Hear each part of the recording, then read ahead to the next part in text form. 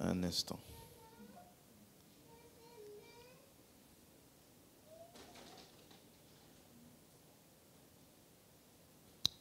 OK. Donc, 2 Timothée 3, 15.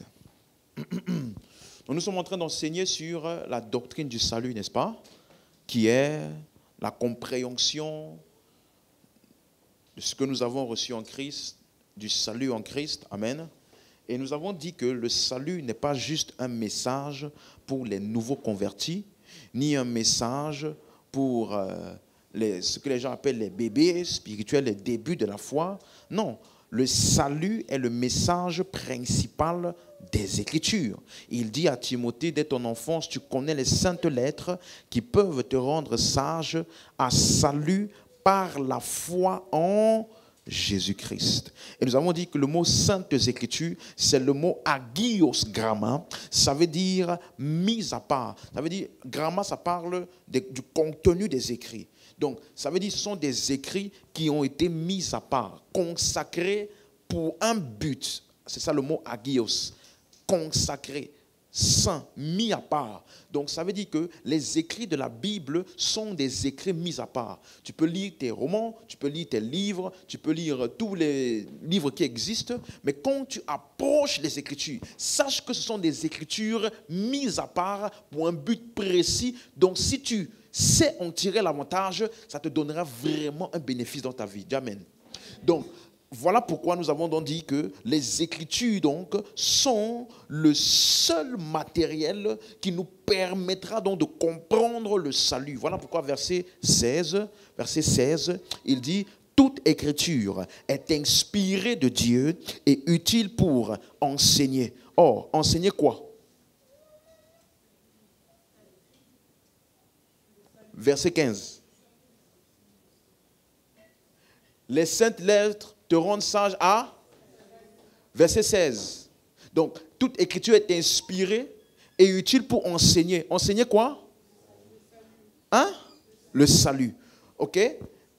Pour corriger. Corriger concernant quoi? Quelqu'un comprend? Donc, si aujourd'hui je dois corriger la mentalité d'une personne concernant le salut, c'est à travers l'enseignement des Écritures. Et la suite, pour instruire dans la justice, afin que l'homme de Dieu soit propre, verset 17, et utile, soit accompli et propre à toute bonne œuvre. Donc ça veut dire, la compréhension du message du salut te donne d'être apte pour l'œuvre du ministère. C'est clair pour quelqu'un? Donc, on a commencé à voir c'est quoi donc le salut, comment il est venu et comment il est conservé. La première chose que nous avons dit que le mot salut, c'est le mot grec soteria. Soteria, ça veut dire salut. OK? C'est le nom. Et nous avons dit que ce mot soteria veut dire le salut, la délivrance, être mis en sécurité. Et donc, pour qu'il y ait salut ou soteria, on a besoin d'un sauter. Quelqu'un comprend? Sauter. On a dit sauter, c'est quoi? Donc, ça veut dire que il ne peut pas avoir de soteria sans un sauter.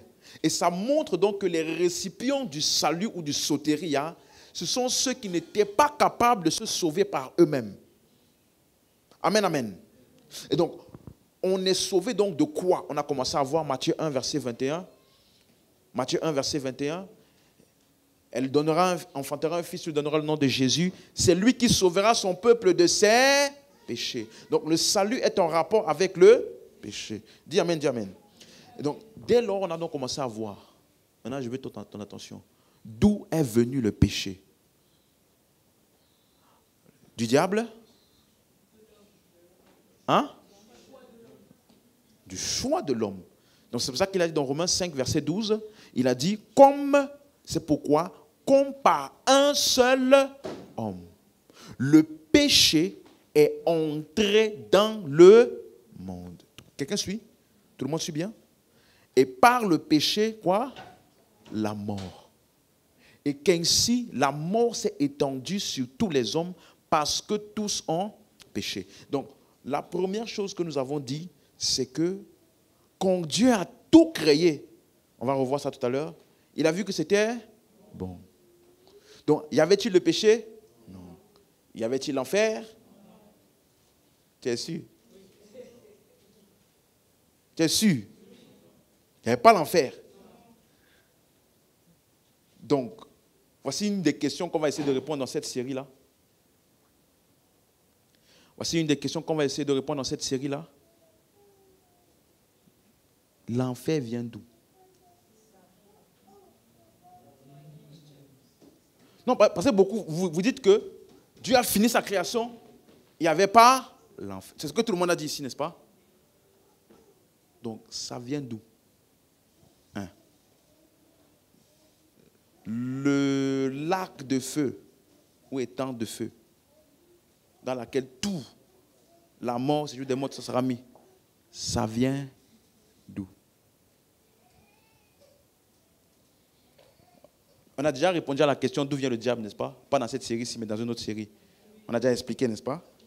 Que l'émergence du diable a été faite quand? Donc, la chute d'Adam était l'émergence du diable. Tout le monde a compris ça? On va voir en détail tout ça. Mais pour aller un peu vite, on a vu quelques mots importants, n'est-ce pas? Le mot, donc, salut, c'est soteria, et le verbe sauver, c'est le mot sozo. C'est le verbe. C'est clair pour tout le monde? Donc, laissez-moi parcourir très vite les versets. On a dit, ça veut dire secourir, délivrer, préserver d'un danger. Donc, on a vu que premièrement, ce mot sozo est utilisé pour le danger physique, n'est-ce pas? Matthieu 8, verset 25, les disciples s'étant approchés le réveillèrent et disent, Seigneur, sauve-nous, nous périssons. Donc, c'est un mot qui est utilisé pour le danger, lorsque tu es sauvé d'un danger physique. C'est clair pour ici? Donc, deuxièmement, on a vu que c'est aussi utilisé pour la guérison. Matthieu 9, verset 21. Matthieu 9, verset 21. Il dit, car elle disait en elle-même, la femme à la paille de sang, si je puis seulement toucher son vêtement, je serai sozo. C'est-à-dire guéri. Donc, ce même mot est utilisé également pour la guérison. On a vu également Jean 3, 16. Car Dieu a tant aimé le monde qu'il a donné son Fils unique. J'espère que vous avez bien compris ce texte-là. Hein, afin que quiconque fait quoi? Croit en lui, ne. On a vu le mot périr, n'est-ce pas? Apolumie, ça veut dire quoi? Détruire, démolir complètement et faire disparaître. Ça veut dire qu'on est sauvé de quoi? De la destruction, de la démolition et de la disparition. C'est ça qu'il appelait périr. Et le contraire de ça, c'est quoi? Mais qu'il ait la vie éternelle. Donc, vie éternelle, ce qui est vivant pour l'éternité, c'est la conséquence de la foi en Christ. Donc, quelqu'un comprend? Donc, ceux qui n'ont pas cru en Christ n'ont pas une éternité. Plutôt, ils ont un périssement. Quelqu'un comprend? Donc, je sais que quand je dis ça, il y a beaucoup de choses qui viennent à ta tête en même temps, tout ce que tu as entendu, tout ce qu'on t'a dit, tout ça. Donc, c'est pour ça que la suite de mon enseignement, c'est pour déconstruire tout ce que tu as entendu. Mais en fait, si tu étais tout neuf, tu n'avais rien entendu de mauvais, j'aurais pu finir l'enseignement ici. En vrai de vrai. En vrai de vrai. J'aurais pu finir l'enseignement dans l'enseignement des dimanches là, et aujourd'hui, c'est fini. Mais comme tu as beaucoup de choses que tu as entendues, et comme il y a beaucoup de gens qui m'ont dit beaucoup de choses, tout mon argumentaire d'après sera simplement pour déconstruire tout ce que tu as entendu. Mais en fait, à la fin de la série, voici la conclusion. Tu es avec moi? Donc, parcourons maintenant. Donc, on a dit, sauver ici, donc ça parle de quoi? Sauver du péché ou sauver de la destruction, démolition. Verset 17. Dieu, en effet, n'a pas envoyé son Fils dans le monde pour qu'il juge le monde, mais pour que le monde soit sauvé par lui. La suite, celui qui croit en lui n'est point jugé, mais celui qui ne croit pas est déjà jugé parce qu'il n'a pas cru. Donc, ici, Jean parle clairement d'être sauvé du jugement ou de la condamnation qui entraînera la destruction. Amen. C'est clair? Ok. On a vu maintenant dans Actes des Apôtres également, Acte 2, verset 21, quiconque invoquera le nom du Seigneur sera sauvé. Sauvé de quoi? Verset 20, il dit, le soleil se changera en ténèbres, la lune, avant l'arrivée du jour du Seigneur, ce jour grand et glorieux. On va voir, ça parle de quoi ce jour-là. Acte 11, verset 13. Ça, c'est Pierre dans la maison, parlant de ce qui s'est passé dans la maison de Corneille. Cet homme nous raconta comment il a vu dans sa maison l'ange se présentant à lui et disant, envoie à Joppé et fais venir Simon surnommé Pierre, la suite, qui te dira des choses par lesquelles tu seras sauvé. Donc, les paroles sauvent. Aujourd'hui, le véhicule du salut, ce sont les paroles. Amen. Or, ici, Corneille n'était ni dans un danger physique, ni malade. Donc, il parle certainement de sauver du péché ainsi que de ses conséquences. On est parti ensuite dans 2 Timothée 4, verset 18. 2 Timothée 4, à partir du verset 18. Où il nous dit, le Seigneur me délivrera de toute œuvre mauvaise. On a vu que œuvre mauvaise ici, ça parle de persécution, de gens qui essaient de l'outrager. Parce qu'au verset 17, il dit, il m'a délivré de la gueule du lion. On se rappelle de ça? Donc, ici, il me délivrera de toute œuvre, il me sauvera. Donc, le salut ici, c'est la préservation contre les persécutions. C'est clair? Tite 3, verset 5, version Semeur.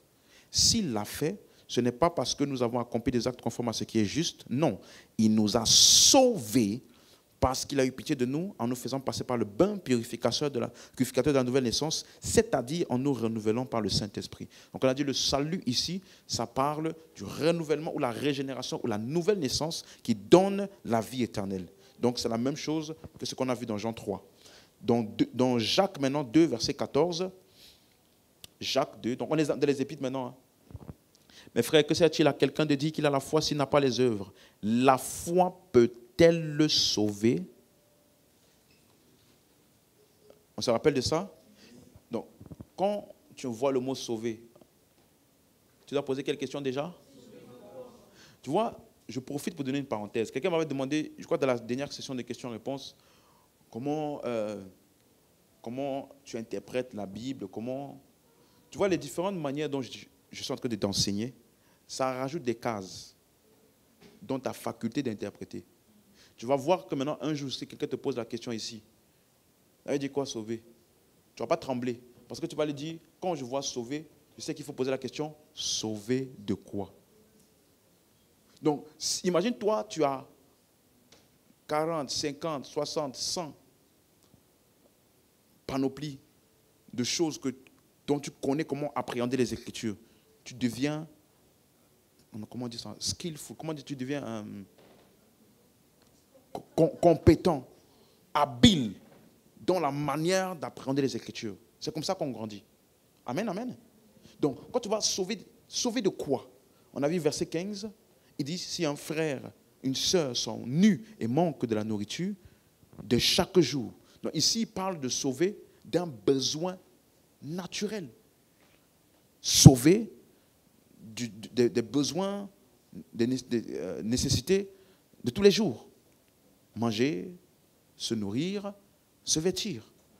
Donc c'est pour ça qu'il dit au verset 17, si la foi n'a pas les œuvres, elle est morte.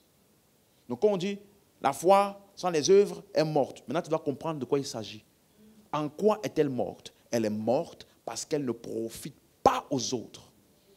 Pas parce qu'elle ne me procure rien, pas parce que je ne suis pas sauvé en croyant, non. C'est mort dans le sens où ça ne procure pas un bénéfice aux autres. Donc, quand on enseigne aux gens, le salut, c'est uniquement par la foi en Jésus. Directement, on va te dire, ouais, mais la foi sans les œuvres est morte. Maintenant, tu vas savoir comment leur expliquer. Parce qu'ils sont en train de joindre deux choses qui n'ont rien à voir l'un avec l'autre, qui ne parlent pas de la même chose. C'est clair? C'est clair? C'est ça qu'on avait terminé. Donc, maintenant, on continue toujours. Jacques 5, verset 14. Si quelqu'un parmi vous est-il malade, qu'il appelle les anciens de l'Église et que les anciens prient pour lui en loignant d'huile au nom du Seigneur. La suite. Et la prière de la foi sauvera le malade. Sauver ici, c'est employé pourquoi? La guérison. Donc, on voit que le mot sozo est utilisé pour protection physique, pour la guérison, pour le salut du péché ou du jugement. On voit ça que ce soit dans Matthieu, Marc, Luc, Jean, dans Actes des Apôtres, et on voit aussi ça dans les Épîtres, comme on voit ici. Quelqu'un a compris? C'est clair? Maintenant, un autre texte, 1 Pierre 3, verset 21. Cette eau était une figure du baptême qui n'est pas la purification des souillures du corps, mais l'engagement d'une bonne conscience envers Dieu et qui maintenant vous sauve, vous aussi, par la résurrection de Jésus-Christ. Quel salut? Sauvé de quoi? Comment vous savez?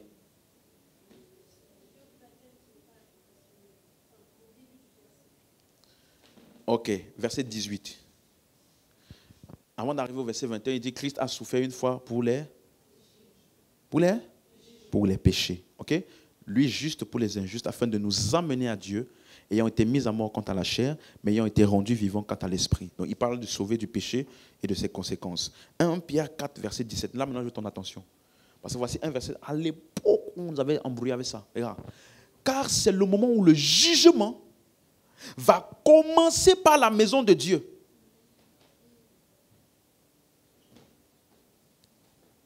Tu as lu ça? Regardez, hein. Or, si c'est par nous qu'il commence, quelle sera la fin de ceux qui n'obéissent pas à l'évangile de Dieu?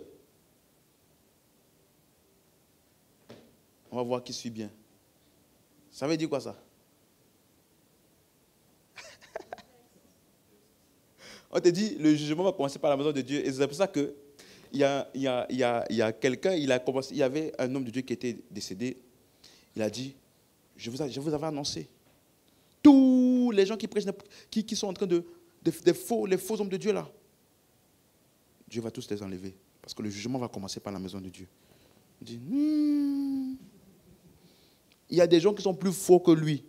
Et puis ils sont bien debout. Plus vieux. Ce verset parle de quoi? Quand je t'ai dit, regardez, ça s'empire, verset 18. Suivez bien, tout le monde lit. Et si le juste se sauve à peine, que deviendront l'impie et le pécheur? Non, le juste là, il se sauve à peine. Pardon, avec peine, merci. Avec peine. Elle dit, ton salut là, c'est pas, hein? De quoi parle-t-il? On a posé quelques questions. Ok. Où est-ce qu'on trouve de quoi on est sauvé? Dans le contexte. Donc, essayons d'aller au verset 12.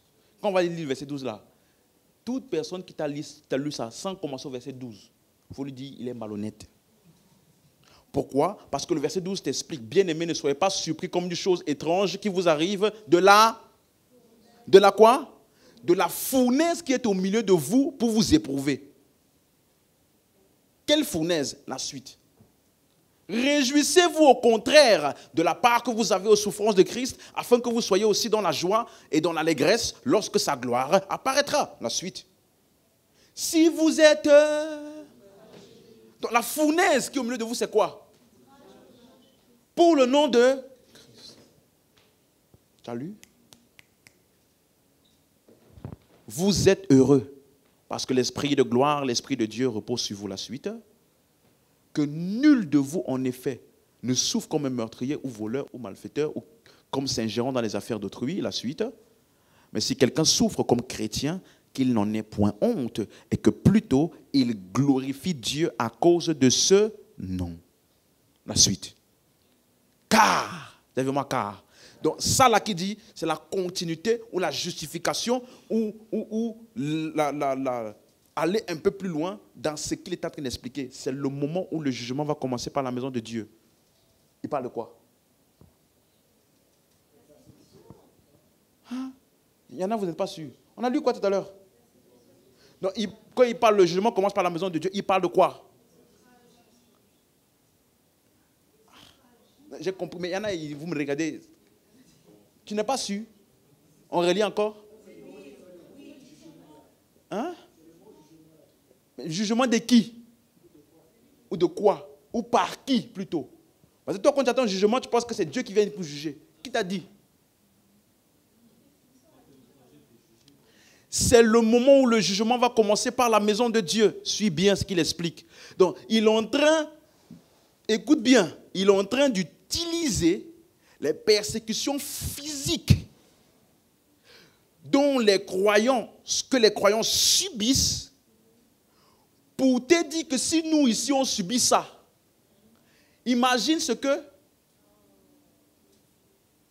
ceux qui n'ont pas cru là subiront. Quelle sera leur fin? Si c'est par nous qu'ils commencent. Donc pour nous là, c'est où? Ça se passe où? Maintenant il dit quelle sera la...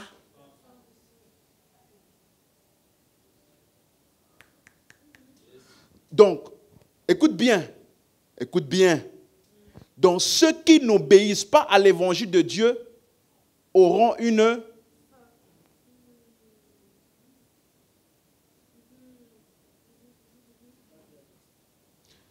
Quelle sera la fin de ceux qui n'obéissent pas à l'évangile?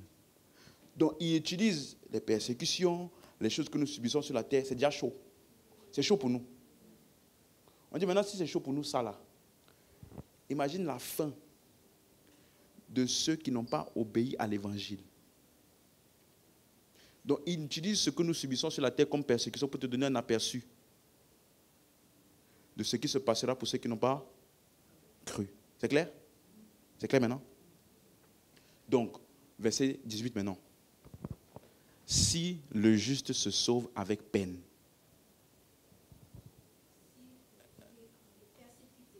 Non, ça, sauver de quoi? On est d'accord, n'est-ce pas? On ne parle pas du péché. On n'a pas dit que tu es sauvé du péché. Avec... Il dit si, pour nous qui sommes ici, on arrive des fois à se sauver de tout ça là. Imagine pour eux là. Que vont-ils devenir? Parce que pour nous ici, il y a issue de secours. Paul a été persécuté, on l'a mis dans un panier pour qu'il fuit. Mais pour eux là-bas, il n'y aura pas panier. Vous comprenez ce qu'il est en train d'expliquer? Donc il utilise les persécutions et les souffrances des croyants pour donner un aperçu de ce que vont subir ceux qui n'ont pas cru. Hein? Comment ça, où? Ah, où ils vont subir ça? Mais c'est le but de la série, sinon. Si je te dis tout maintenant.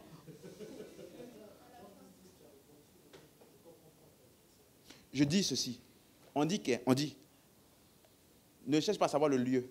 Le lieu là, si je reprends le lieu aujourd'hui, la série ne nous sert plus à rien.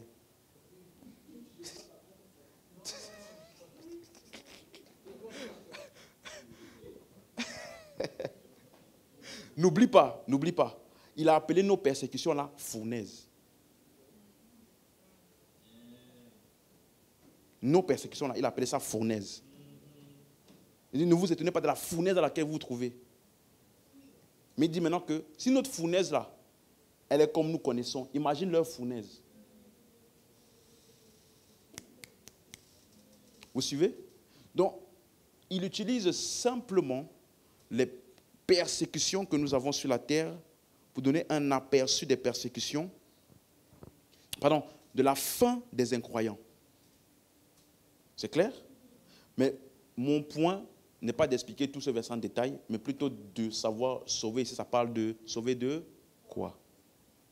Est-ce qu'au moins c'est clair qu'il parle pour le juste, ce de quoi on est sauvé, ce de quoi il parle pour le juste ici, c'est les outrages, les persécutions à cause du nom de Christ. C'est clair? C'est clair jusqu'ici? Ok.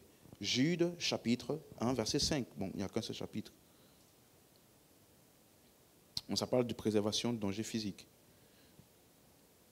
Donc, je veux vous rappeler, à vous qui savez fort bien toutes ces choses, que le Seigneur, après avoir sauvé le peuple et l'avoir tiré du pays d'Égypte. Donc, ici, il est en train de relater quelle histoire? L'histoire du peuple d'Israël qui était en esclavage où? En Égypte. Donc, quand il dit il a sauvé le peuple et les a fait sortir ou les tirer d'Égypte, il parle de sauver de quoi? de l'esclavage, fit ensuite périr les incrédules. Tu as encore vu le mot périr? Donc même la sortie du peuple d'Israël te donne un aperçu de la fin des incrédules. Aucun d'entre eux n'a survécu. Ils ne sont pas allés rester dans un endroit. Non, ils ont péri. Et tu vois, ce genre de mot-ci, le mot, lis bien avec moi. Tu as lu fille? Fille ici, c'est mis pour qui?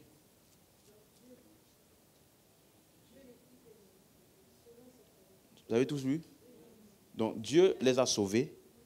Et puis donc, il les a sauvés, hein? Et puis il les a amenés pour les faire périr. Pourquoi tu les sauvais?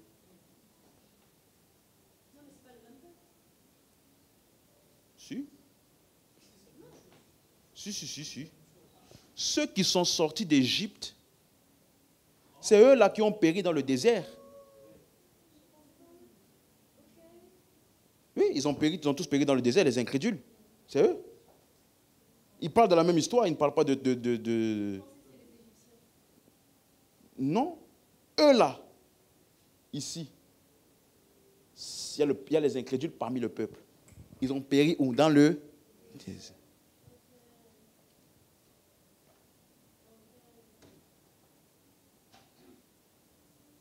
Donc ma question est, attendez, vous venez de m'embrouiller. Attendez. Jude. Oh. Mais c'est bien. Comme ça montre que vous ne dites pas oui, amen à tout. Alors, laisse-moi voir. Tu es là ce soir? Ok.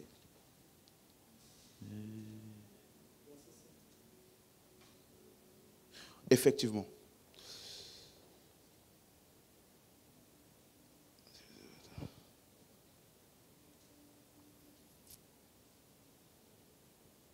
Ok. Ici, il parle des Égyptiens. Il parle de leur traversée, la mer Rouge. Et puis les Égyptiens ont péri où? Maintenant, suivez bien. Tu as vu le mot fille? C'est utilisé pour qui? Donc, Dieu a sauvé le groupe d'Israël. Et Dieu a fait... Quand on dit faire là, ça veut dire que c'est l'action de Dieu, n'est-ce pas? Donc, si ça là, c'est vrai, ça veut dire que c'est Dieu qui fait périr les gens qui ne croient pas.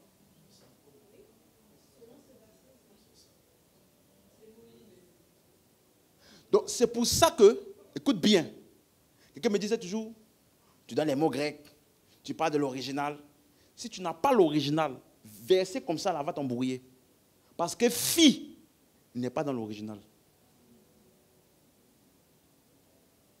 Ce sont les traducteurs qui ont rajouté et fille périt. Ça veut dire que si tu veux construire ça là correctement, tu dois juste te dire, Dieu, le Seigneur a sauvé le peuple et les a tirés du pays d'Égypte, et les incrédules ont péri. Il n'y a pas fille. Quelqu'un a compris? Ok. Donc, que voyons-nous du mot sozo? Ça veut dire que sauver ou sozo ne peut pas être généralisé. Il ne peut être que compris dans le contexte dans lequel il est utilisé.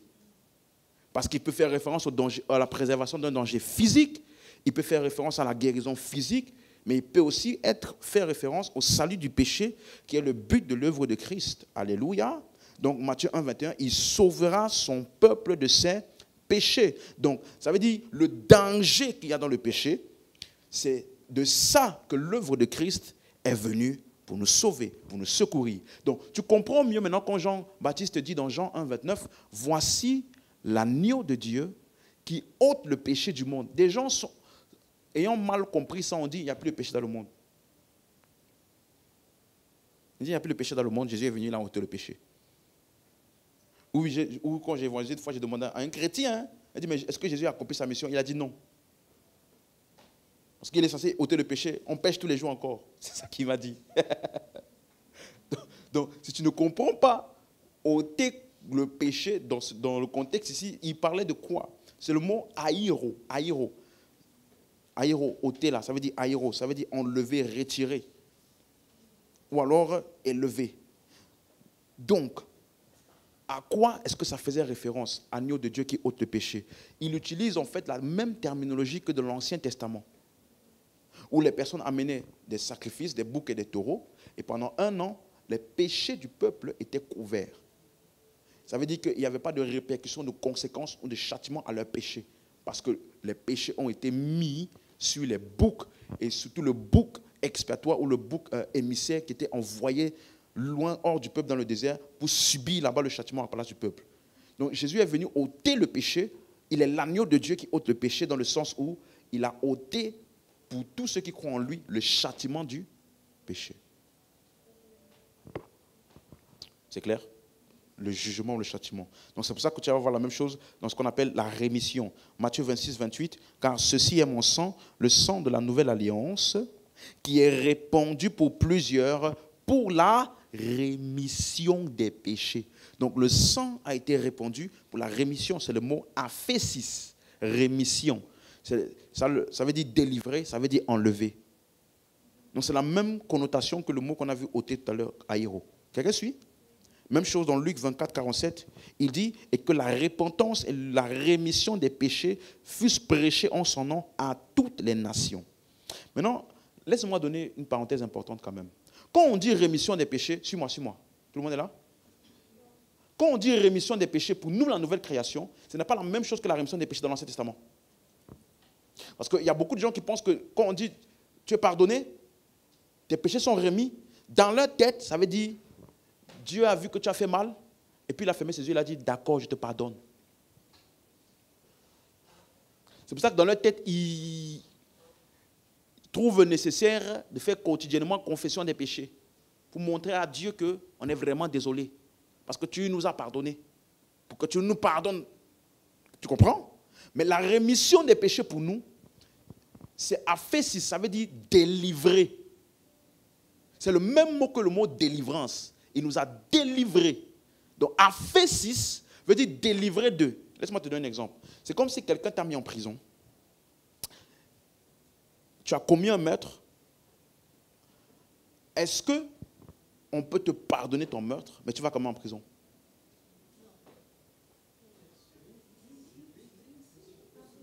Bien sûr.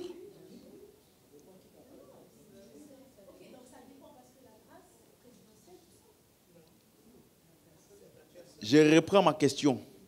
Est-ce que tu as tué quelqu'un, ou tu as commis un meurtre, ou tu as fait une faute, et puis la personne te pardonne, mais tu vas quand même en prison? Donc, pardonner, dans le sens de simplement je te pardonne, n'exclut pas le châtiment. Hein? Mais rémission, suis-moi, quand on dit rémission des péchés pour nous là, ça veut dire que non seulement tu l'as pardonné, 1, écoute bien, 2, tu l'as délivré des conséquences de son péché, 3, tu as enlevé de lui la chose qui le faisait pécher. Parce que si tu as simplement pardonné et délivré des conséquences de son péché, tu ne l'as pas totalement délivré du péché, puisqu'il est encore sous l'emprise de la chose qui lui fait pécher. Hein? Donc, quand on dit la rémission des péchés pour nous, ça veut dire non seulement tu es pardonné du péché, tu es délivré des conséquences, mais tu es également délivré du péché. C'est-à-dire la nature en toi qui te fait être assujetti au péché. Tu es aussi délivré de ça. C'est pour ça qu'on appelle ça nouvelle création. Quelqu'un a compris? C'est clair? Ok. Donc, mais dans l'enseignement de cette série ici, je vais juste rester sur le contexte de délivrer des conséquences du péché. Amen, amen. OK? Donc, l'évangile est donc le message de la rémission des péchés par Dieu et qui implique qu'il nous a sauvés, il nous a préservés et nous a épargnés des conséquences du châtiment, du jugement, du péché. C'est clair maintenant? C'est clair? Et ce jugement inclut la condamnation qui veut dire périr. Et dimanche dernier, j'ai terminé en te disant, il y a beaucoup de doctrines qui sont nées, ou de courants de pensée, à cause du fait que Dieu est amour dans sa nature, mais il est juste.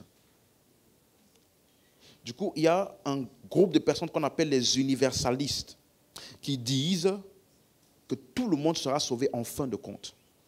Il y en a qui vont pour quelque temps dans un endroit pour être un peu châtiés, le temps de se purifier de leurs péchés pour ensuite aller au ciel. Parce qu'ils ne conçoivent pas dans leur tête en disant, voici leur argument, il est impossible qu'un Dieu aimant puisse élire seulement une partie de l'humanité pour le salut et condamner les autres à un châtiment éternel. Voilà leur argument. Parce que Dieu est amour. Et donc, de tels arguments ont emmené donc certains à développer l'argument selon lequel l'homme, qu'il soit croyant ou pas, vivra éternellement. Et donc, la conception ou la croyance de l'immortalité de l'âme humaine vient de deux philosophes grecs, Platon et Socrate. Ce n'était pas enseigné dans l'Église primitive. Quelqu'un suit bien ce que j'explique? Pourquoi? Parce que avec le temps, on a développé esprit, âme et corps comme trois entités séparées ou trois entités indépendantes pour maintenant dire que, quelqu'un disait une fois, on sauve les âmes. N'est-ce pas? Il a dit, on ne sauve pas les esprits. La Bible dit, allez sauver les âmes, n'est-ce pas? Quand quelqu'un est sauvé, on dit, on a sauvé une âme. Parce qu'il dit, dans tous les cas, le corps est à la terre, l'esprit est à Dieu. C'est ton âme qui va rester éternellement pour subir l'éternité de ton choix. Et c'est de cette théorie qu'est né, c'est de cette théorie de l'âme éternelle qu'est né cet enseignement de esprit différent de âme, séparé, indépendant, et corps, chacun va dans sa direction. Non. Je t'ai dit dans Genèse 2, verset 7, on dit, Dieu souffla, et puis il devint une âme vivante. Qui est devenu vivant? Tout l'homme. Donc voilà pourquoi on dit sauver les âmes. Âme là est utilisée pour tout l'homme, toute la personne, tout l'être. Pas une partie de son être. Quelqu'un comprend ce que j'explique? Donc, le temps viendra où je prendrai le temps vraiment de vous expliquer bibliquement la culture de esprit, âme et corps. Qui n'est pas ce qu'ont beaucoup de gens enseignent, où l'âme, il y a ceci, l'esprit, il y a ceci, il y a ceci. Non. Il n'y a que très peu de versets bibliques, déjà, où esprit et âme sont séparés. Première chose. Deuxièmement, il y a une panoplie de versets où quand on dit âme, ça parle de tout l'homme. Tout l'homme, pas une partie, tout l'homme. Quelqu'un comprend ce que j'explique? Donc, c'est pourquoi, comment ce concept est devenu dans une théologie dans l'Église aujourd'hui? Parce qu'il y a ceux qu'on appelle les pères de l'Église qui étaient des disciples directs des apôtres. Quelques-uns, j'ai donné les noms là-bas, Barnabé, Ignace et Clément. Barnabé, Ignace et Clément. La Didache, là, c'est pas la même, c'est pas ensemble. Les trois là, ce sont ceux qu'on appelle, ils font partie en fait de ceux qui étaient les disciples directs des apôtres. Donc dans leurs écrits, tu vas te rendre compte que il y a, ils expliquent, ils avaient un matériel historique qu'on appelle la didache. Tu suis? Didache, c'est en grec, ça veut simplement dire interprétation ou manière d'expliquer. Quand on dit ils étaient frappés par la doctrine de Jésus. Et Jésus leur a dit, faites attention au levain des pharisiens. Parce qu'il parlait de leur manière d'enseigner. Donc ils avaient un document qu'on appelait la didache, qui avait pour but de restaurer la doctrine de l'Ancien Testament comme enseigné par les apôtres. Quelqu'un comprend? Et donc dans ce texte-là, ils parlaient d'un feu qui consume totalement. Ils n'ont jamais enseigné l'immortalité de tout homme. D'ailleurs, je crois que je ne t'ai pas donné le verset, mais affiche-moi 2 Timothée 1, verset 10. Tout le monde lisait. Hein? Je veux que tu lises bien ce verset. Bien ce verset. 1, 2, 3, go. A été manifesté maintenant par l'apparition. L'apparition de qui notre? Qui dit Seigneur depuis tout à l'heure? Sauveur. Il nous a sauvés, n'est-ce pas? Regardez l'action de son salut. Qu'est-ce que cela a pourvu? Il a détruit et a mis en évidence quoi? Par... L'immortalité n'est pas automatique, ni la vie. Vie et immortalité sont la résultante de l'évangile ou alors du salut du Sauveur. Donc, ils n'ont jamais enseigné que tout homme est immortel et que tout homme sur la terre va, après, aller vivre éternellement quelque part. Ce n'est pas dans la doctrine de la Bible. Plusieurs théologiens avec le temps, par exemple, suis bien, après qu'il y a eu la Didache, quelques années plus tard, il y a un groupe d'apologistes ou de débatteurs qui étaient des Grecs. Quand vous allez dans Romains, par exemple, vous allez voir, Paul dit des Juifs puis des Grecs. Donc les Grecs étaient une partie importante des gens qui ont cru dans l'époque de l'Église primitive. Quelqu'un suit? Vous suivez ce que j'explique? C'est important que tu comprennes ça, parce que tu vas te poser la question, comment c'est devenu si populaire et si établi aujourd'hui? C'est venu d'où? Parce que les intellectuels grecs qui ont été convertis, étant déjà accoutumés à cette conception-là qui était dans leur culture grecque, ont introduit ça.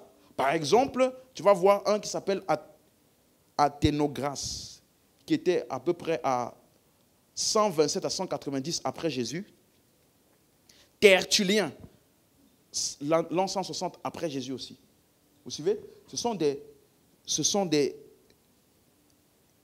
théologiens d'origine grecque qui se sont convertis et qui ont implémenté dans la doctrine maintenant la subsistance de l'âme pour toujours. Comme c'était des intellectuels, ils ont su mettre ça. Quelqu'un comprend? Donc, avec le temps maintenant, beaucoup d'autres théologiens ont émergé avec des avis différents sur le salut. D'autres disent le salut est éternel, d'autres disent on peut perdre le salut, d'autres. Mais aucun d'eux n'a remis en question cette conception-là. Par exemple, vous connaissez Calvin, n'est-ce pas? Les calvinistes qui parlent d'un salut et d'une rédemption limitée que aux élus. Mais ils n'ont pas remis en question l'immortalité de l'âme de tout homme. Vous suivez? Donc malgré que tous, personne n'a réfuté ça, la Bible n'enseigne pas ça quand même. C'est clair? Est-ce que c'est clair? Donc, l'homme, est-ce que l'homme va vivre pour toujours? Y aura-t-il une destruction? Ou est-ce qu'il y aura une punition qui va faire que tu vas brûler pour toujours? On va voir ça maintenant à partir d'ici. Est-ce que tu es là jusqu'ici? Je n'ai perdu personne. Ce sont les théologiens qui sont venus par la suite, après ces Grecs-là, qui ont introduit à leur tour pour refuter plusieurs arguments. Calvin, il a parlé du salut éternel, mais limité aux élus. Même chose pour Martin Luther. Bon, vous connaissez Martin Luther, hein? Thomas More. Ce sont des théologiens qui sont venus à la suite pour emmener certains courants de pensée refutant d'autres. Mais aucun d'entre eux, là, n'a refuté l'argument de l'âme éternelle de tout homme. Ils ont refuté d'autres arguments de certains, mais tous sont d'accord que l'âme vivra éternellement. Certains avec Dieu, d'autres pour aller souffrir pour toujours. On est d'accord? Donc c'est pour ça que j'ai donné ce nom. Comme ça, vous avez, par exemple. Donc, ce soir, je vais m'attarder sur un sujet qu'on appelle la justice, le jugement de Dieu. Parce que quand on parle de justice, de jugement, ou de droiture, d'équité, c'est essentiel dans les actions pour expliquer les actions de l'humanité.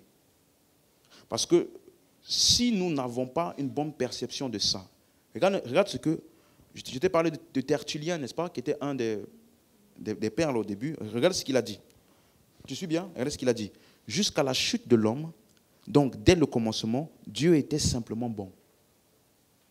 Mais après la chute de l'homme, il est devenu un juge, à la fois sévère, et comme le diront les marcionites, il est devenu cruel.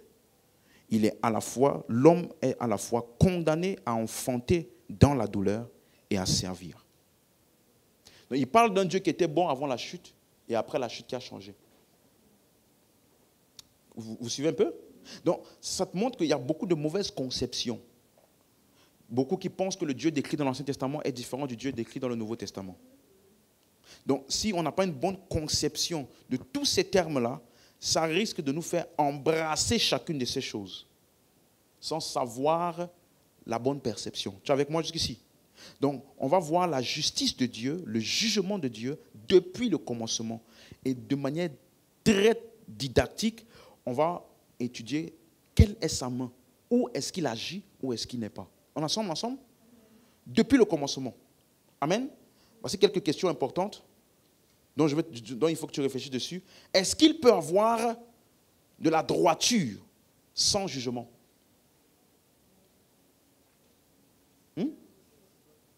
Ou est-ce qu'il peut avoir de la justice sans jugement? Est-ce que le jugement et la justice sont-ils mauvais? C'est ça que l'on va répondre maintenant. Hein. C'est quoi le jugement et la justice de Dieu? Quel est donc le rôle de Dieu dans le châtiment et la destruction de l'homme? Voilà ce à quoi on va répondre. Amen. Mais dans l'Ancien Testament, commençons donc dans l'Ancien Testament, tu vas voir, je crois que juste les quelques versets que je vais te donner là, ça va changer ta perception. On est ensemble? Regarde. Dans l'Ancien Testament, donc, pour ceux qui notent, voici les 4 mots que je veux auxquels tu prêtes attention, qu'on va voir. Juge, jugement, condamnation, justice. Juge, jugement, condamnation et justice.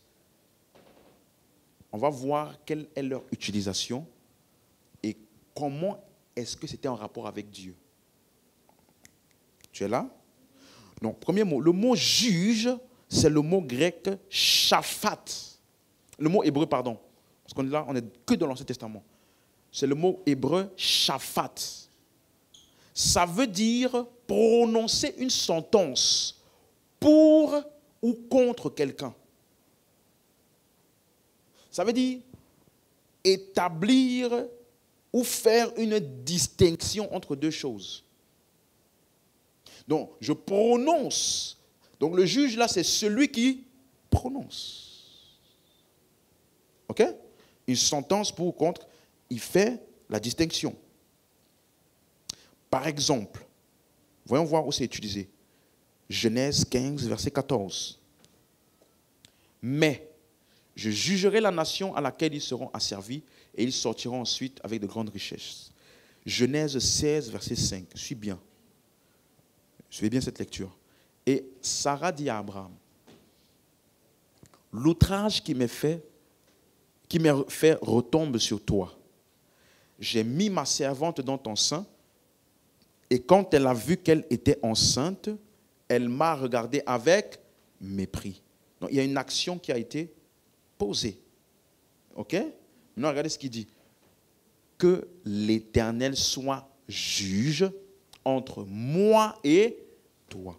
En d'autres termes, que ce soit l'Éternel qui détermine celui qui a raison et celui qui a tort. Celui qui est dans le bon et celui qui est dans le mauvais.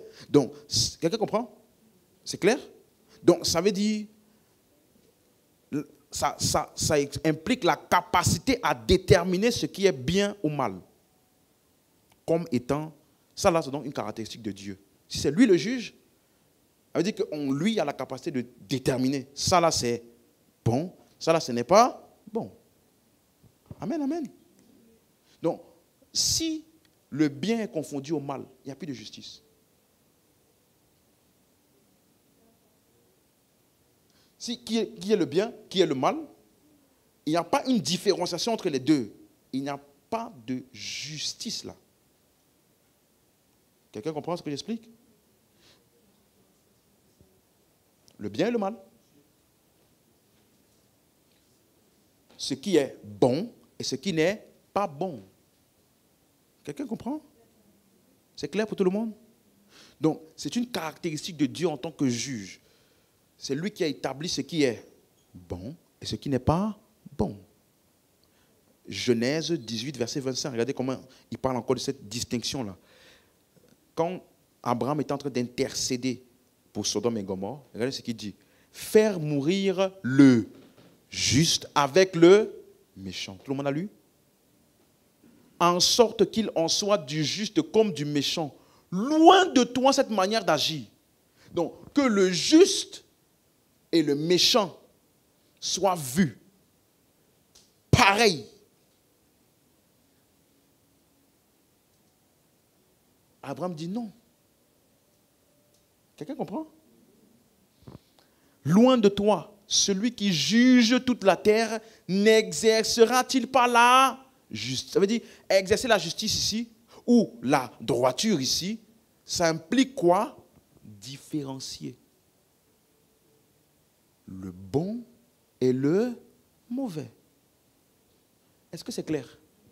Donc, quand on dit que Dieu est juge, il est celui qui fait la distinction entre le bien et le mal, entre le juste et le méchant. C'est clair? Donc, s'il n'y a pas de justice, celui qui fait le mal et celui qui fait le bien, on ne sait même pas là. Donc, c'est une caractéristique de Dieu d'établir et de distinguer ce qui est bon de ce qui est mauvais. Genèse 19, verset 9.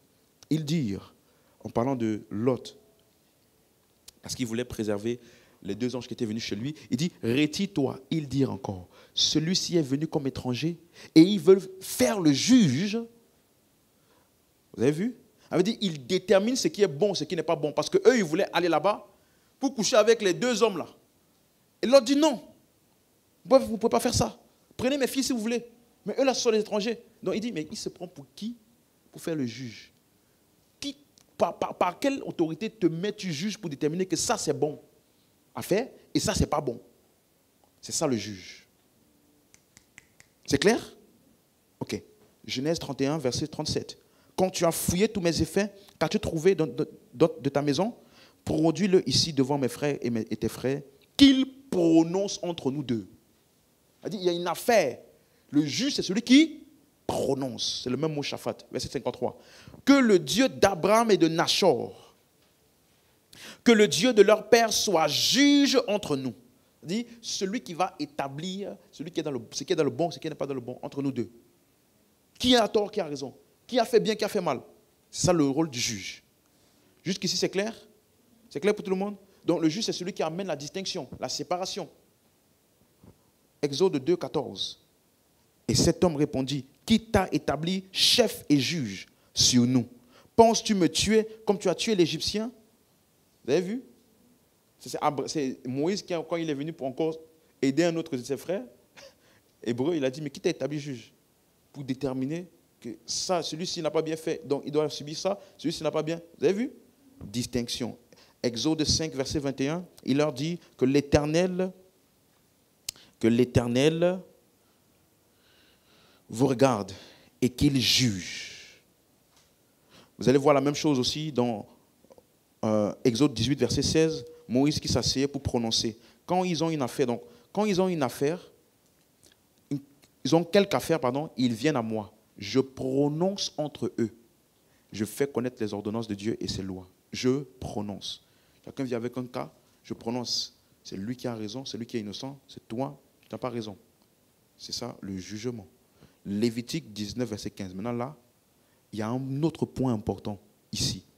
Lévitique 19, 15. Il dit, tu ne commettras pas d'injustice dans tes jugements. Donc ça veut dire que tu peux aussi juger de manière injuste. Ça veut dire que ce que tu établis de bon, en fait, ce n'est pas bon. Ce que tu établis de pas bon, en fait, c'est ça qui est bon. Donc tu ne commettras pas d'injustice dans tes jugements, tu n'avantageras pas le faible et tu ne favoriseras pas non plus le grand, mais tu jugeras ton prochain avec justice. C'est clair? Donc, ça veut dire que Moïse instruisait les enfants d'Israël. Il les avertissait en disant, il ne faut pas avoir d'injustice dans votre jugement, mais plutôt juger avec justice. Le mot injustice, c'est le mot ével en hébreu. Ça veut dire le mal, l'injustice, la méchanceté. Donc, il peut avoir un jugement méchant, injuste. Et il dit, tu jugeras avec justice, c'est le mot tzedek. Ça veut dire ce qui est droit, ce qui est juste. Donc, note ceci. Il y a donc un jugement dans la justice. S'il y a justice, alors il y a jugement. Le jugement est ce qui départage, sépare ou différencie. Il y a donc un jugement dans la justice et il y a donc une justice dans le jugement. Ça veut dire que le jugement doit être fait de manière juste. C'est clair? C'est clair jusqu'ici? Donc, je peux dire ceci. Il ne peut pas avoir de justice sans jugement. Il ne peut pas avoir de justice sans jugement. C'est clair? Bon, laissez-moi maintenant courir avec toutes les autres références de ce mot chapat qui veut dire juge. Je donnais Deutéronome 1, verset 16. Je donnais en même temps cet ordre à vos juges. Écoutez vos frères et jugez selon la justice. Il précise le type de juge ou de jugement selon la justice. Deutéronome 16, verset 18, la même chose. Tu établiras des juges et des magistrats. Et puis il dit, selon tes tribus, et ils jugeront le peuple avec justice. Donc on juge avec justice. Deutéronome 25, verset 1.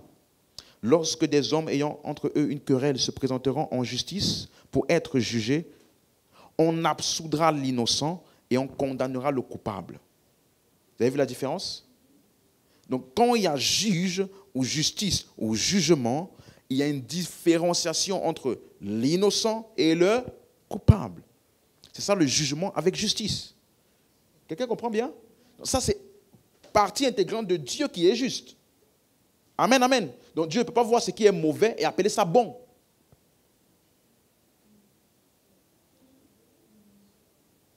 C'est sa nature de justice qui fait qu'il juge ou dissocie, sépare le bon du mauvais. Juge 1, verset 27.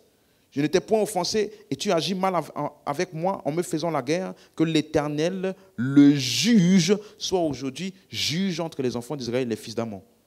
Il va déterminer qui a fait bien, qui a fait mal entre les enfants d'Israël et les fils d'Amon. Parce qu'ils ont fait la guerre. C'est clair?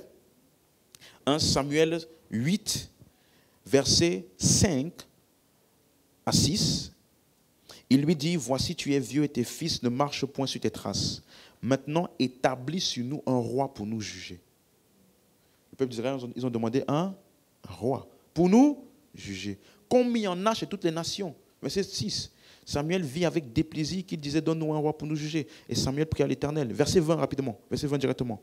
Et nous aussi, nous serons comme toutes les nations. Notre roi nous jugera. Il marchera à notre tête et conduira nos guerres.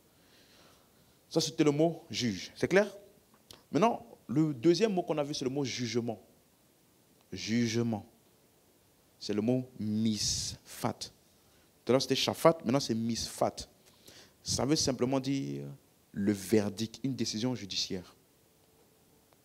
Donc, quand le juge, il donne un jugement, un verdict. C'est clair? Genèse 18, verset 19, version King James en français.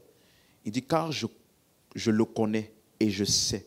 Donc, Dieu, il parle d'Abraham. Je le connais et je le sais, qu'il commandera à ses enfants et à sa maison après lui de garder le chemin du Seigneur pour faire justice et jugement, afin que le Seigneur puisse faire venir sur Abraham ce qu'il a dit de lui. Donc c'est le mot misfat. Ensuite, il y a le mot justice. Donc on a vu juge, jugement, justice. Ça veut dire tzedaka. Tzedaka. Donc, ici, Ça veut dire justice. Reviens au verset de tout à l'heure.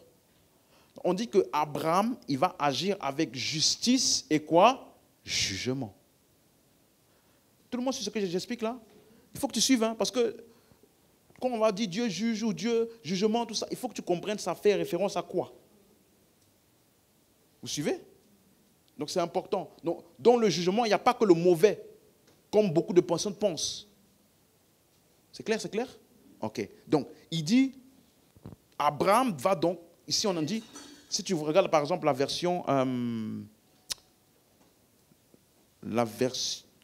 non, on dit Abraham donc est décrit comme quelqu'un qui fera ce qui est juste. Il va donner un verdict juste. C'est ça qu'on appelle justice. Maintenant, verset 25 de Genèse 18, on a lu tout à l'heure, faire mourir le juste avec le méchant, en sorte qu'il en soit du juste comme du méchant. Loin de toi cette manière d'agir, loin de toi. Celui qui juge la terre n'exercera-t-il pas la justice? C'est ça le mot misfat, ou alors le droit. N'exercera, verset second 21, tu mets verset second 21 de ça.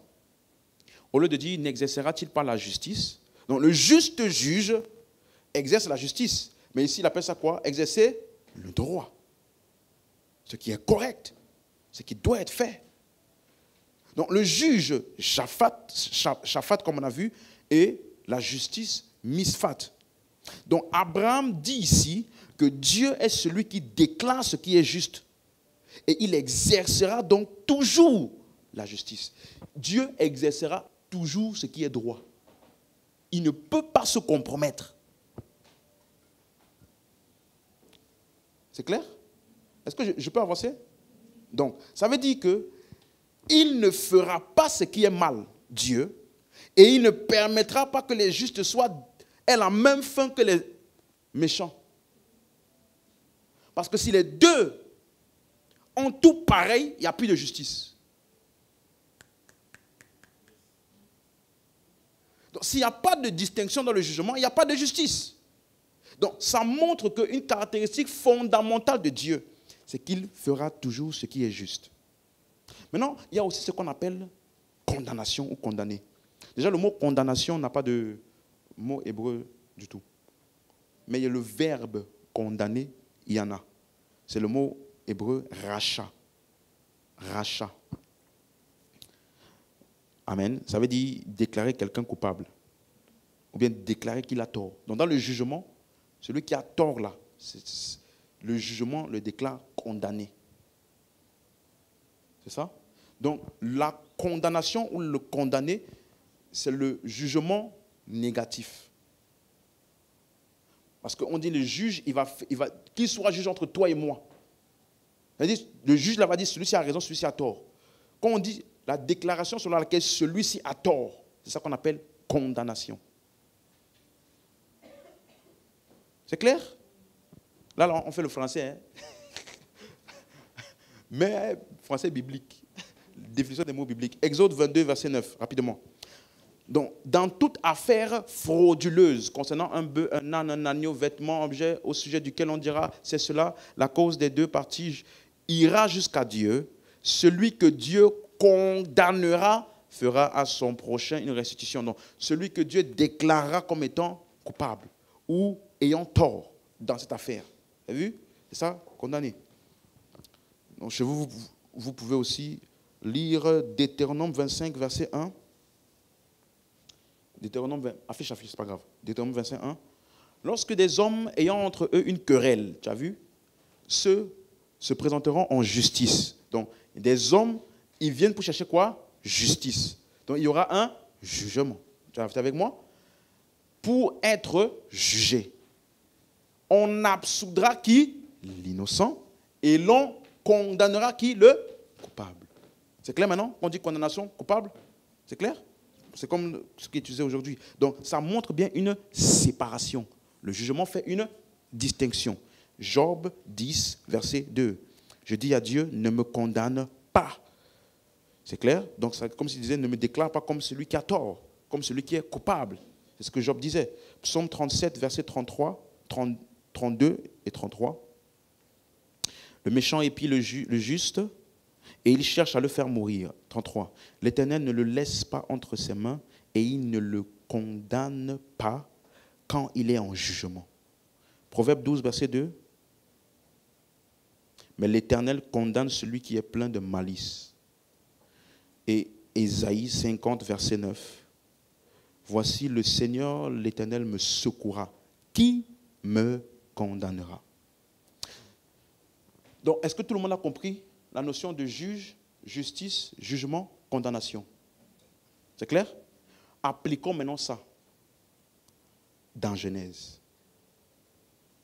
C'est là qu'on va voir maintenant quelle est la part de Dieu, quelle est la part de l'homme, qu'est-ce qu'il fait, où est sa justice. On est ensemble? Regardez quelque chose.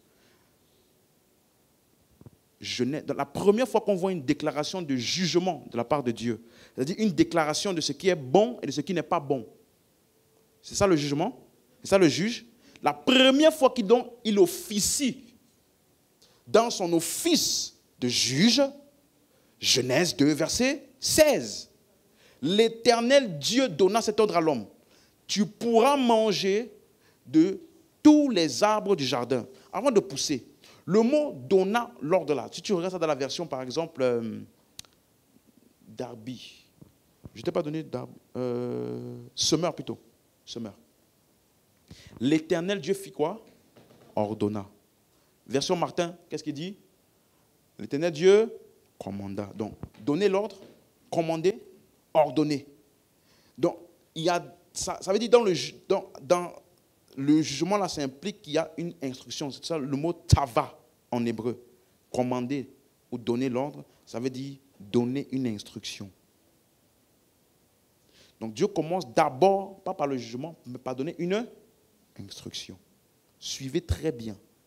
Ce mot commanda, vous allez le voir dans Genèse 3, verset 11, où Dieu demande à Adam, as-tu mangé l'arbre que je t'ai commandé de ne pas manger? Vous avez vu? Donc, remarquez bien le mot utilisé ici. Il y a celui qui a commandé, et puis il y a celui qui a eu le choix de l'exécuter ou pas, ce qui a été commandé. On est d'accord? Donc, Genèse 6, verset 22, même chose. C'est ce que fit Noé. Il exécuta tout ce que Dieu lui avait ordonné. Donc, au contraire de Adam, qui a mangé ce qu'on lui a commandé de ne pas manger, Noé, lui, il a fait quoi? Il a exécuté tout ce qui lui a été ordonné. Vous voyez maintenant? Donc, il y a une instruction. Tu as le choix, soit d'obéir ou pas. Chez vous, vous pouvez voir, c'est exactement la même chose dans Genèse 7, verset 5 et verset 16, où Noé a exécuté ce que Dieu lui a ordonné. Dans Genèse 7, verset 5 et 16. C'est bon?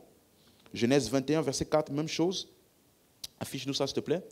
Abraham a circoncis son fils âgé de 8 ans, comme Dieu le lui avait ordonné. Donc, voici encore un autre exemple de quelqu'un qui a agi selon ce qui lui a été ordonné. C'est clair? Au contraire de Adam. Même chose, vous allez voir aussi ça pour Jacob et Isaac. Genèse 28, verset 1 et verset 6.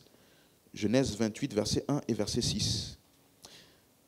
Moïse, maintenant dans Exode 4, verset 28. Exode 4, verset 28. Moïse fit connaître à Aaron toutes les paroles de l'Éternel qu'il avait envoyées et tous les signes qu'il lui avait ordonné de faire. Donc Moïse a obéi. Exode 7, verset 6, même chose. Moïse et Aaron firent ce que l'Éternel leur avait ordonné. Deutéronome 6, verset 25 et Deutéronome 9, verset 16. Vous vous étiez promptement écartés. Deutéronome 9, verset 16. Vous vous étiez promptement écartés de la voie que vous avez prescrite l'Éternel. Donc vous voyez bien que dans un commandement, il y a toujours un choix, soit d'obéir ou de désobéir. Adam a obéi, mais on nous montre que Moïse, Noé, Aaron, ils ont obéi. Jacob a obéi à l'instruction de son père de ne pas épouser l'une des filles de Canaan, l'une des filles cananéennes, mais Ésaü a désobéi. Ok? Donc, Moïse aussi, la même chose, il a obéi. Donc, ça veut dire, l'homme a le choix d'obéir ou non. Note bien ceci. Mais il n'a pas la capacité de décider les conséquences de son choix. L'homme a le choix, lorsque l'instruction lui est donnée, d'obéir ou pas, mais n'a pas la capacité de décider les conséquences de son choix. Donc, ça veut dire que dans la justice de Dieu, il permet donc à l'homme d'obtenir les conséquences de son choix.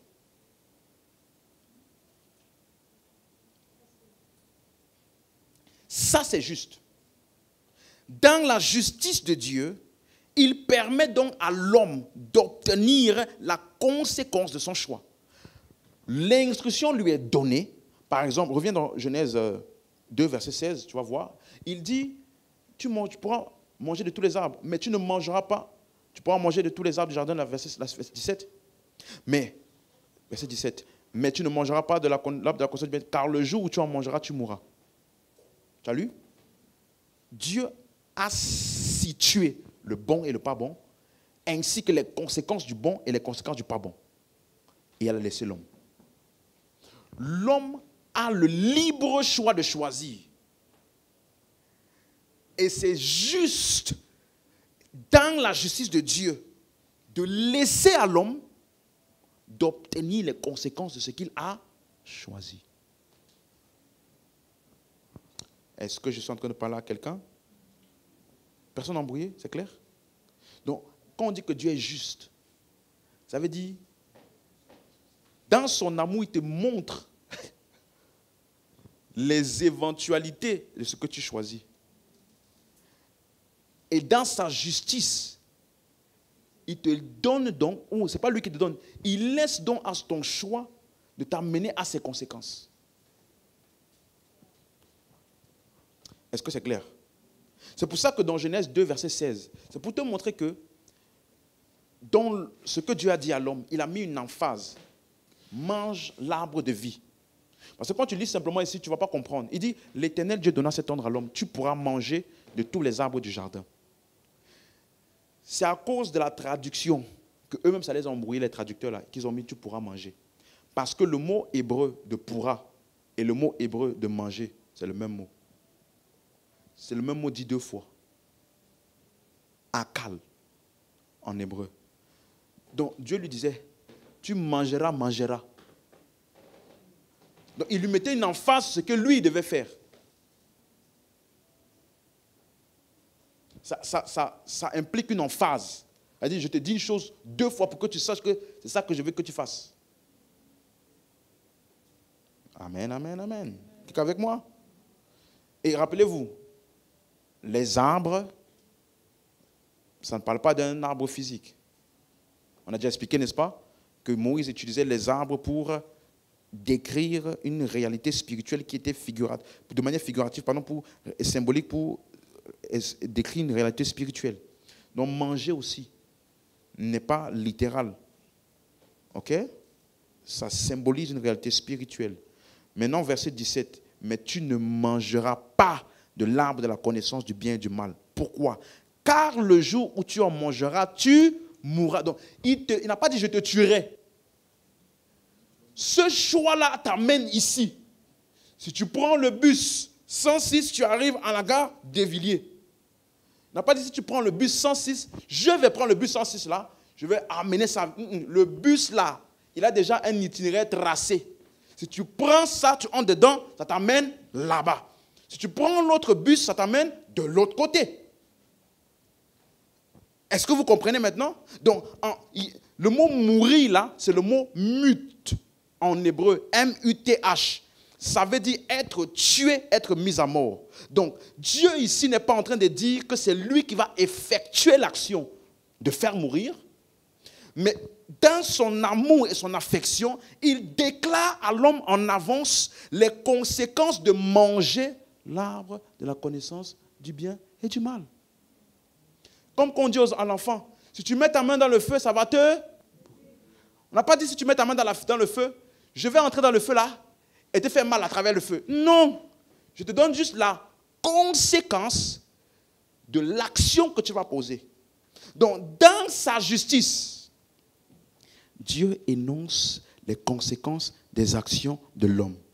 Mais c'est à l'homme qu'appartient le choix.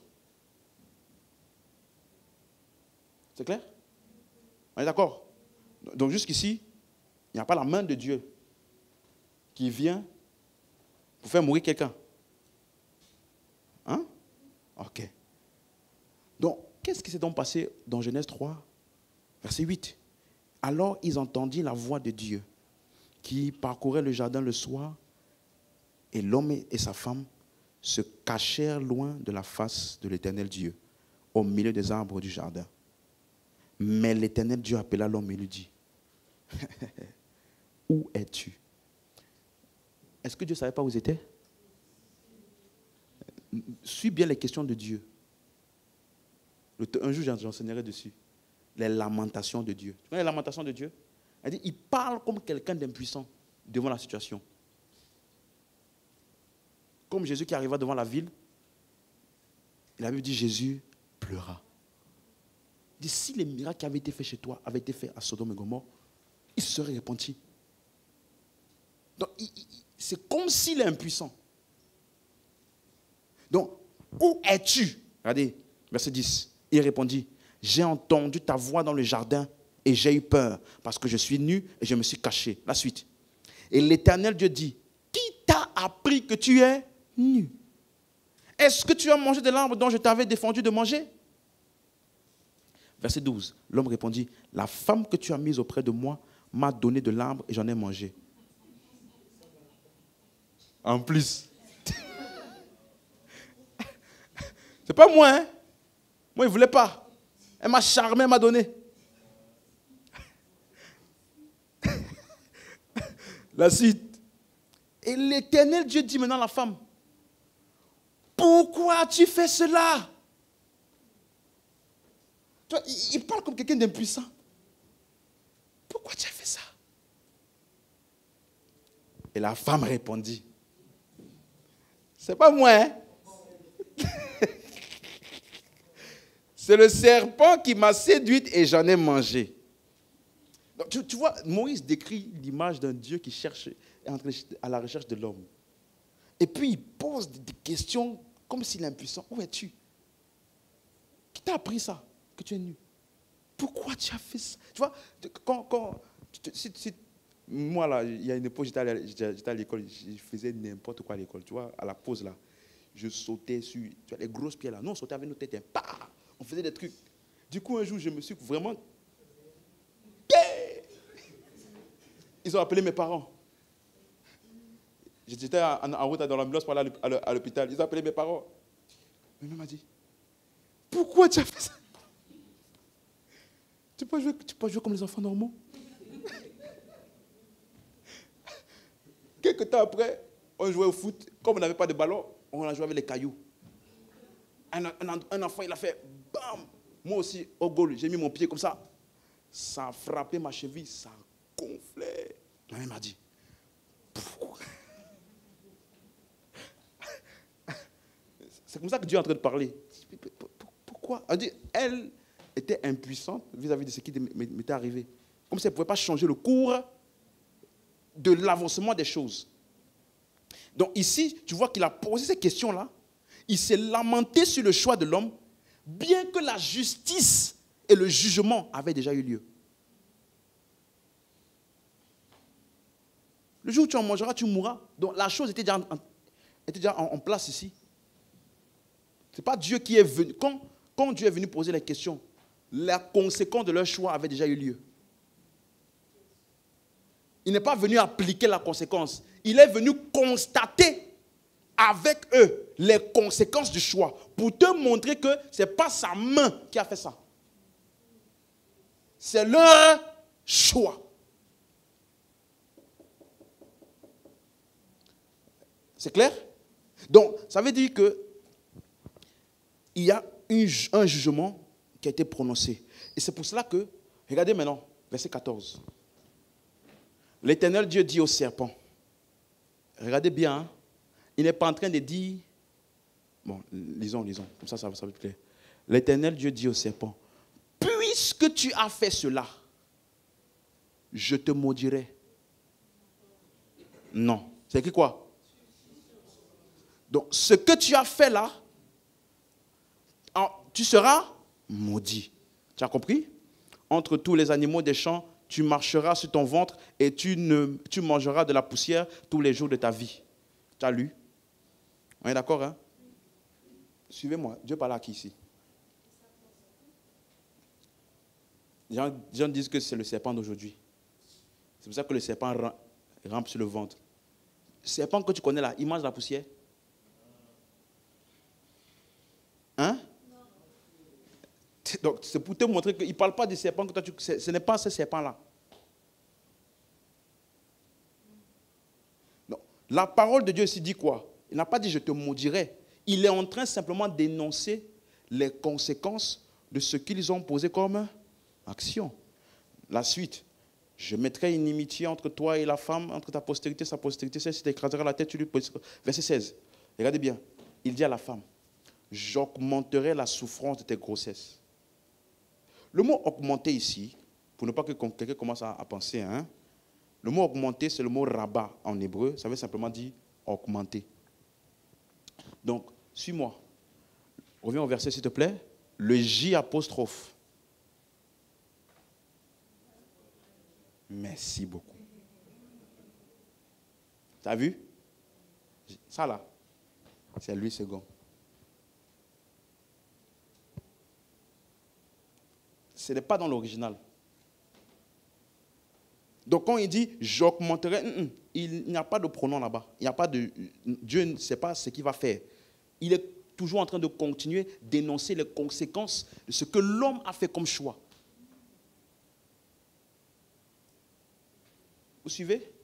Donc j'augmenterai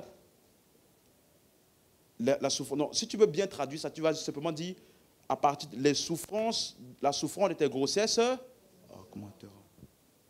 C'est ça dans l'original. OK? Et tu enfanteras avec douleur. Là, maintenant, ça fait sens. OK? Tes désirs se porteront vers ton mari, mais il dominera sur toi.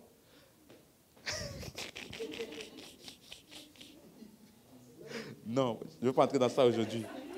Si je rentre dans ça, là, le jour où j'enseignerai dessus, j'enseignerai dessus. Je ne suis pas en train d'enseigner dessus. Je suis en train d'enseigner sur le jugement. On est d'accord, hein? OK.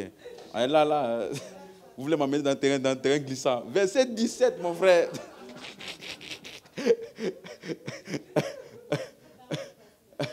Il dit à l'homme, puisque tu as écouté la voix de ta femme, Adam, et que tu as mangé de l'arbre au sujet duquel je t'avais donné cet ordre, tu n'en mangeras point. Le sol sera maudit à cause de toi, et c'est à force de peine que tu en tireras ta nourriture tous les jours de ta vie. Est-ce que c'est clair jusqu'ici? Et verset 18, oui. Il te produira des épines et des ronces, et tu mangeras de l'herbe des champs. La suite, c'est la sueur de ton visage que tu mangeras du pain, jusqu'à ce que tu retournes dans la terre d'où tu as été pris, car tu es poussière, et tu retourneras poussière. Donc, est-ce que c'est clair maintenant? Dieu était simplement en train d'énoncer les conséquences de ce qu'ils ont fait. Pas ce que lui va venir faire, mais plutôt de ce qui va se produire basé sur ce qu'ils ont fait comme choix. Mais est-ce que Dieu aurait-il pu outrepasser le choix d'Adam et Ève et leur imposer quand même la vie? S'il avait fait ça, alors il est un tyran. Mais le fait que Dieu soit juste et droit, ça implique qu'il autorise le libre arbitre de l'homme. Et dans sa justice et le juste jugement de Dieu, cela rend à l'homme selon ses actions. Donc, la mort ici n'agit pas pour Dieu ou par Dieu, mais elle est dans le jugement de Dieu. Je finis par ça, c'est ma dernière phrase de ce soir. Je reprends. La mort là, elle n'est pas en train d'agir pour le compte de Dieu. Non. Mais elle est dans le jugement de Dieu dans le sens où elle est la conséquence qui émane de ce que Dieu a jugé comme pas bon. Donc si l'homme va dans cette route-là, voilà ce qu'il va trouver là-bas. Ce n'est pas Dieu qui va créer ça pour maintenant mettre sur l'homme puisque l'homme a fait le choix. Il avait déjà annoncé en avance quelle devait être la conséquence de son choix. C'est clair? Donc, dans son amour, il te dit les conséquences de ton choix, mais dans sa justice, il permet à ce que tu obtiennes ce que tu as choisi.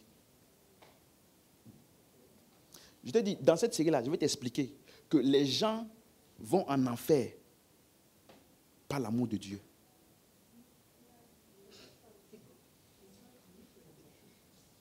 C'est son amour. Tu vois la parabole du fils prodige. Il a dit quoi à son père? Donne-moi mon héritage, je pars. L'amour permet à l'autre de faire un choix jusqu'au bout. Il n'a pas pris les chaînes. Garde, enchaînez-le dans la chambre. Il ne bouge pas. Si le père faisait ça au fils prodige, le fils prodige n'est pas libre. Et le père n'aime pas. Il n'est pas dans l'amour. Parce que l'amour, la Bible dit, n'insiste pas sur ses propres droits. Non, il n'insiste pas sur ses propres droits. Donc, quelqu'un à qui on dit, si tu ne crois pas, tu es jugé, condamné, et qui dit, je ne crois pas, Dieu, par amour pour lui permet d'aller dans son choix.